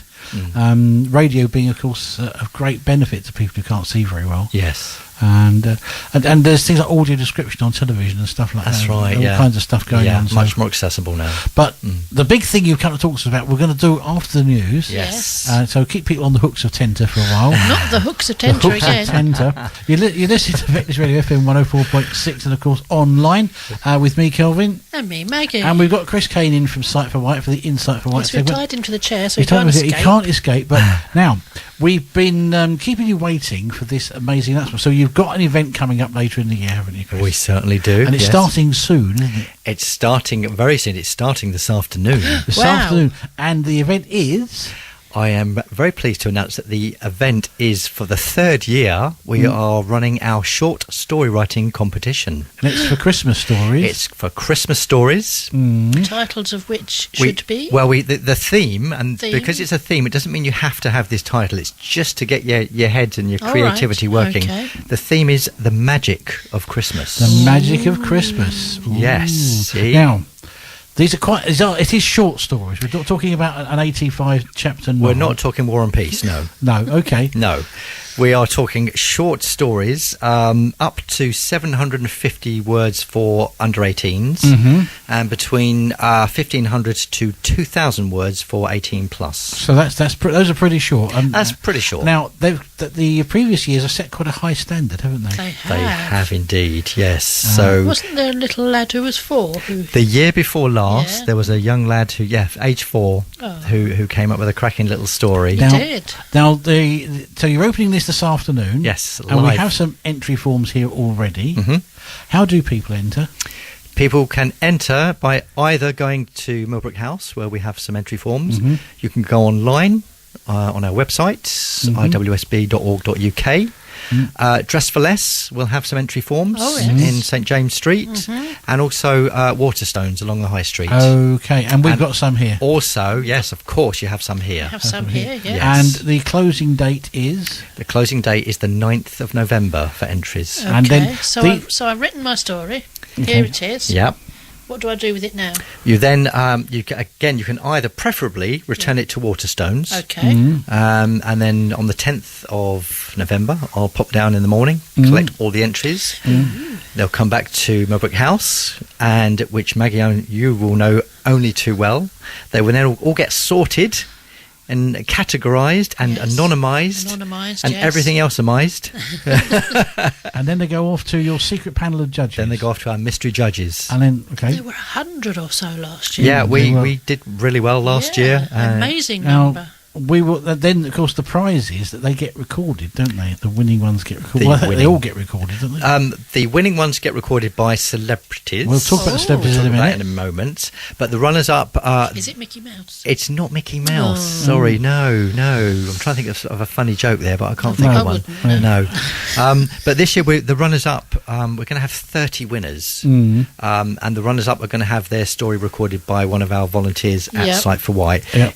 In time for the award ceremony. So okay, and the award ceremony is when? It is going to be on Monday, the 17th of December, 7 o'clock at Riverside Centre. Here at the Riverside Centre. Here at Riverside Centre. And now it's usually a good evening. It is, and in previous years we've borrowed, whatever you like to call it, CDs of your recordings. Yes. And we've played them out on the radio.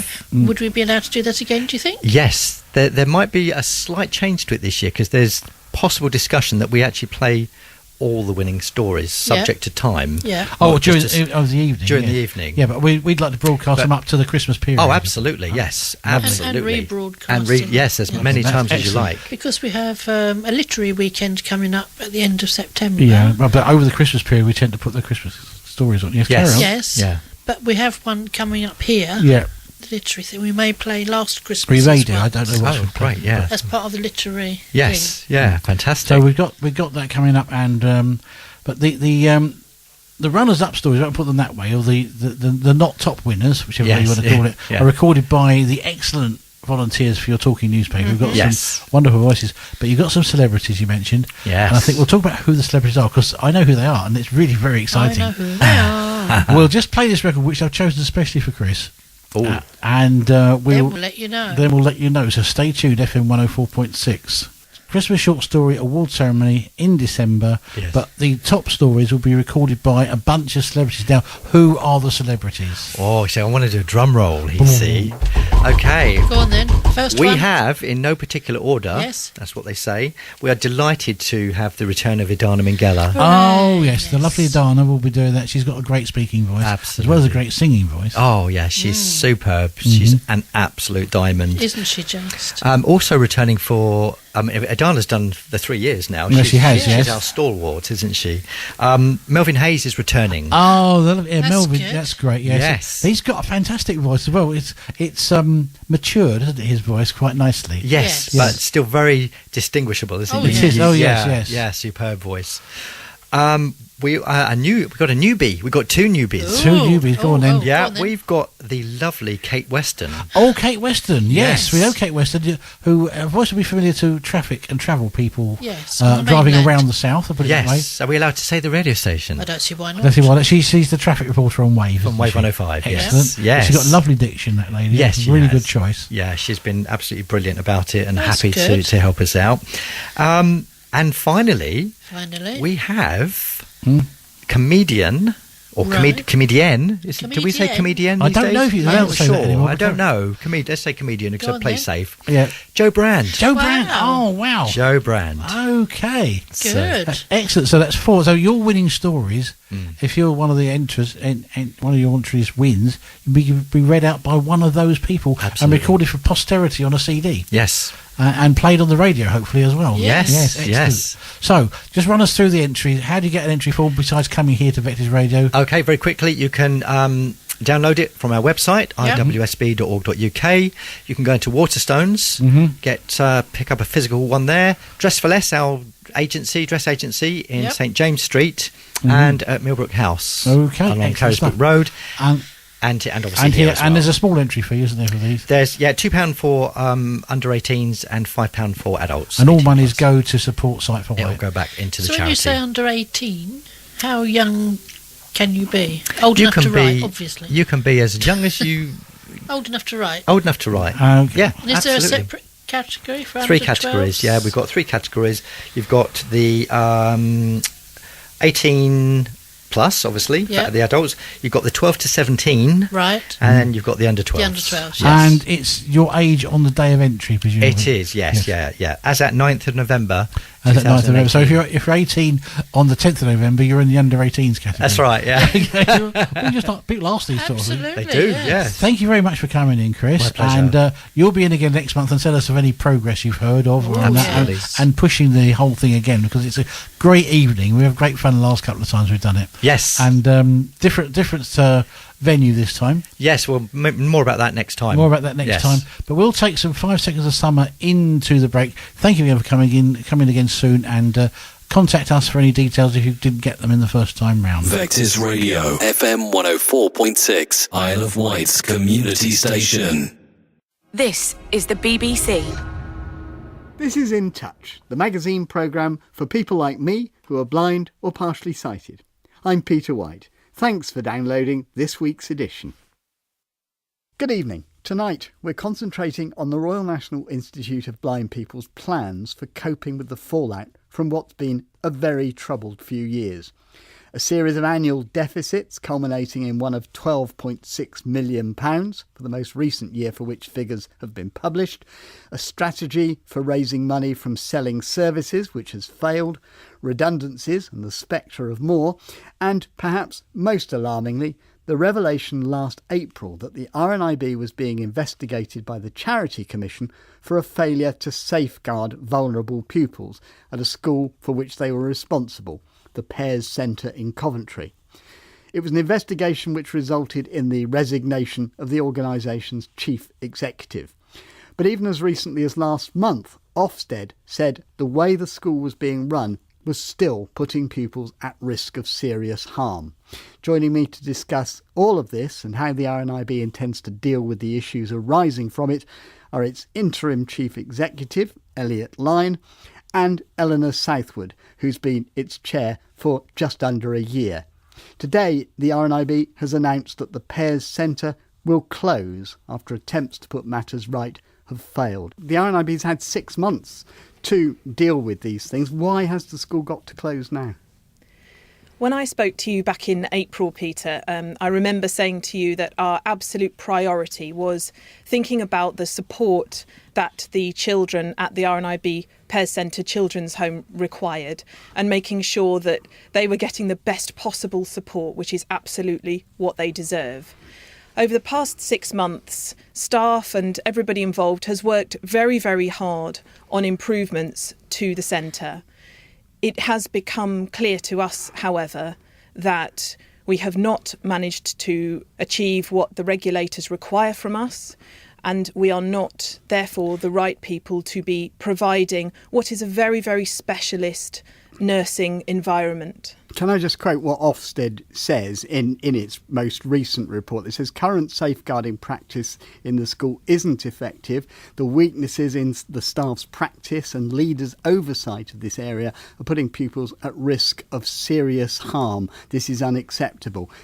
Pretty damning stuff, isn't it?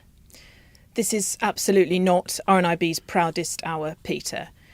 We have made efforts, and I think it's only right to accept and acknowledge that perhaps this was too little, too late. It was an enormously difficult decision for the board to decide to close the centre, and one, that I'm personally very, very sad to have had to make as well. But it is absolutely clear, keeping the best interests of the children in mind, that we are not the right people to be providing the service. What will happen to the pupils at the school? Some of them presumably just about to go back after the holidays. And can you tell us when it will actually close its doors?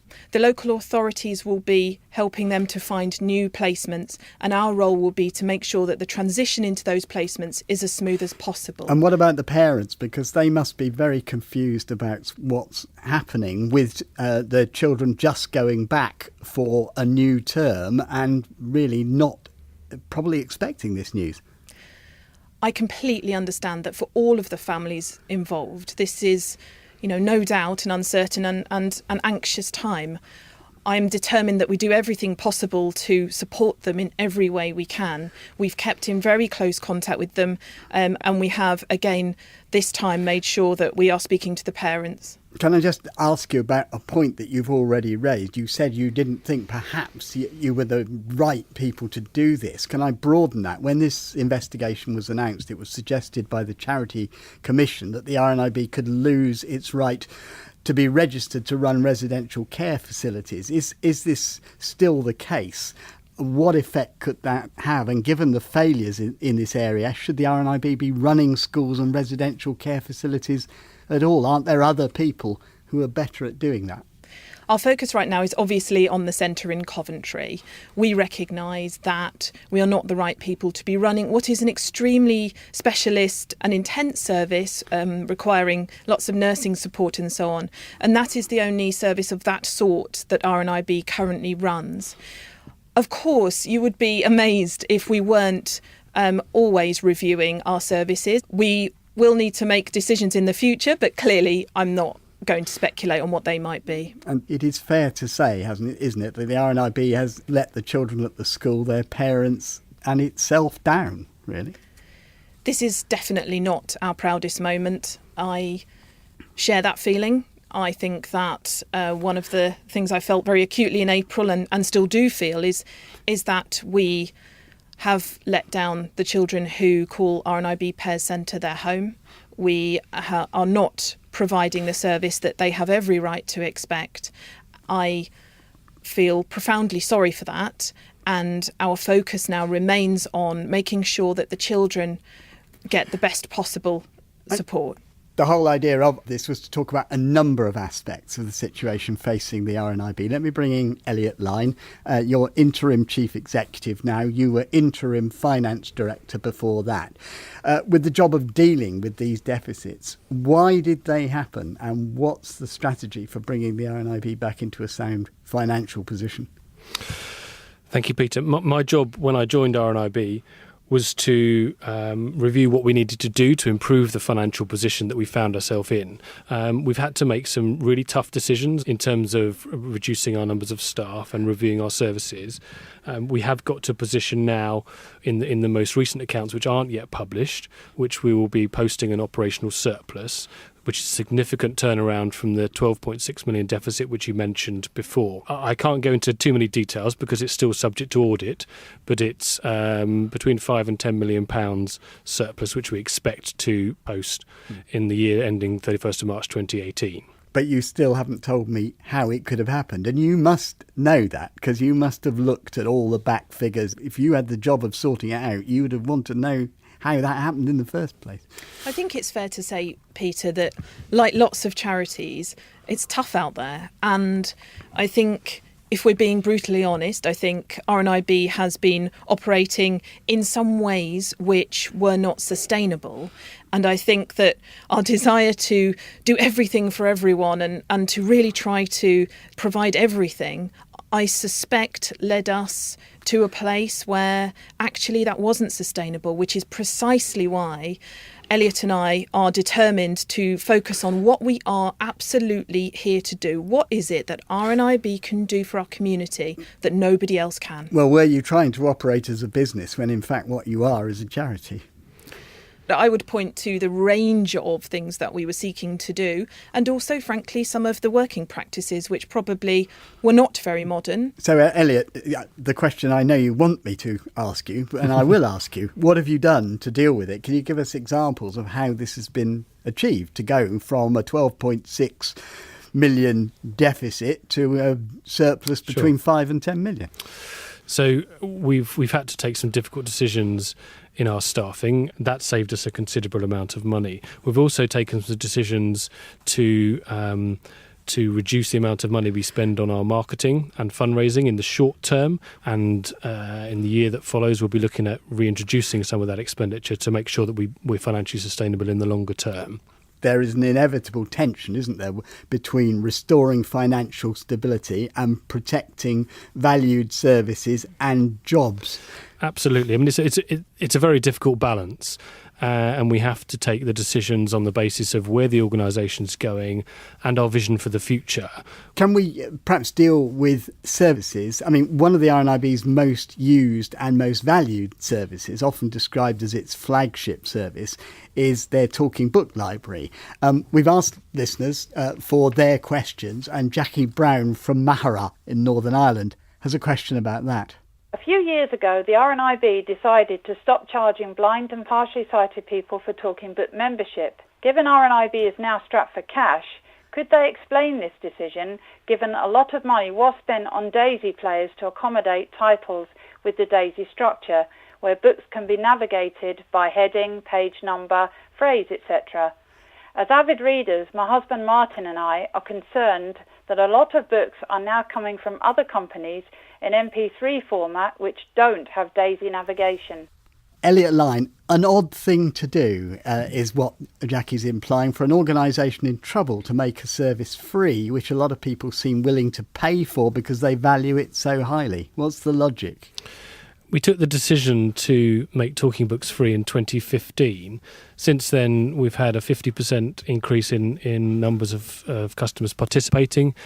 We had seen at the time that local authorities were increasingly unable or unwilling to spend the money on this service. So we wanted to make sure that this service continued to exist and indeed expanded. But the argument is that you'd expect, if you were doing that, you'd want to feel that you could improve the service. And Jackie's implication is that although you may be having more books, a lot of the precision that you'd built into the system for digital books was being lost. Customers choose to receive their books in a number of different formats. We know there are some issues with some of the ways that we deliver these books, and we're looking at those at the moment and hope to be launching new digital ways of getting talking books in the new year. Another question about services was also put on this programme when your talk and support service, which puts older blind people in touch with each other to swap ideas and offer mutual support, had some of its coordinators made redundant. And one of the service's volunteers, Diane Benjamin, wanted answers about that. I have several questions that I would like you to answer on how things are going to happen. Who's going to assess people?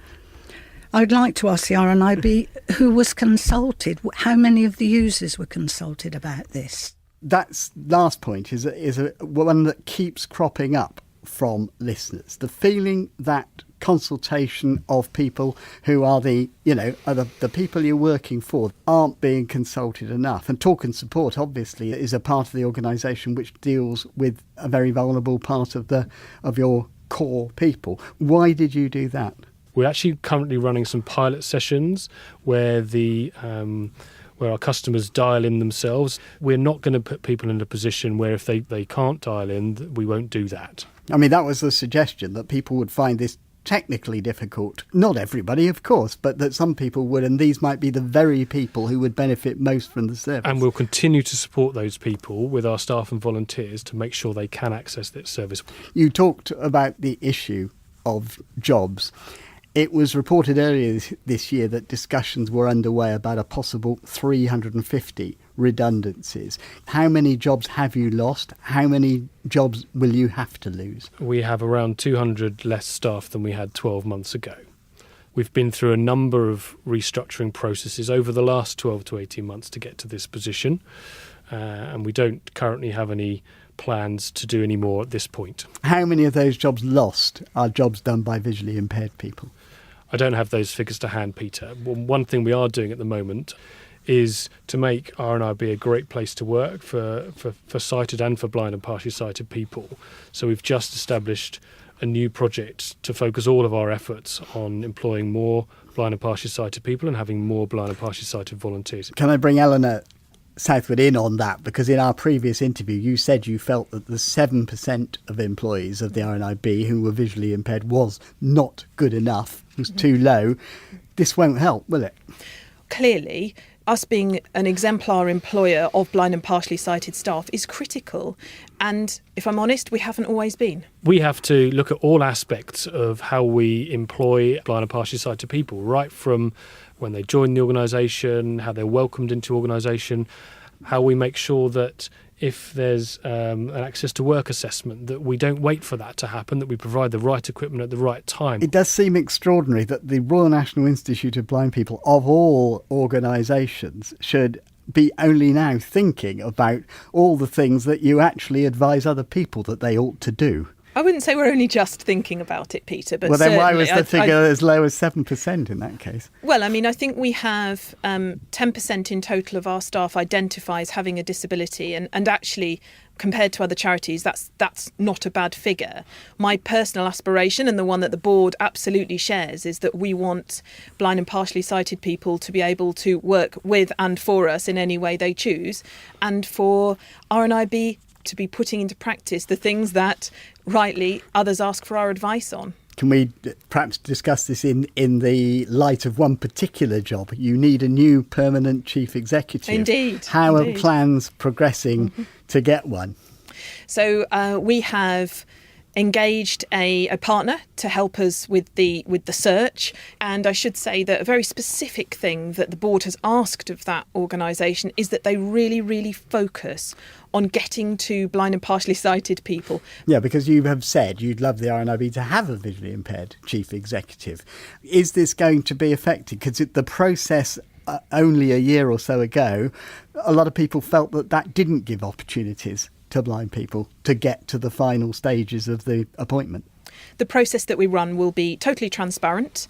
It will be robust, and we will be able to demonstrate that everybody who meets the appropriate criteria will absolutely get that opportunity. So what's the overall strategy for deciding what the RNIB is for? Are you a service provider? Are you a campaigner? Are you an arbiter of standards? And are you biting off more than you can chew by trying to do all three? We have had some absolutely fascinating discussions about this with our community and with all of our volunteers and supporters. I think what's clear is that we historically have perhaps been trying to do too much. And in doing that, we've actually been providing services to a very small number of people, and actually lots of blind and partially sighted people and people who could benefit from support haven't got anything. So the absolute fundamental of our future is about equipping people with what they need in order to thrive. So that might be advice for any one of the 250 people who today will be told that they're losing some or all of their sight. It might be advice on how to access the latest technology for someone like me who's been blind since birth. But you say you've had fascinating discussions over the last few months, but we get a lot of feedback from people. I've got, for example, Brian Gaff, Dennis Huckle, who feel that these discussions haven't been transparent enough. We have certainly worked quite hard to reach people, but clearly there is more to do.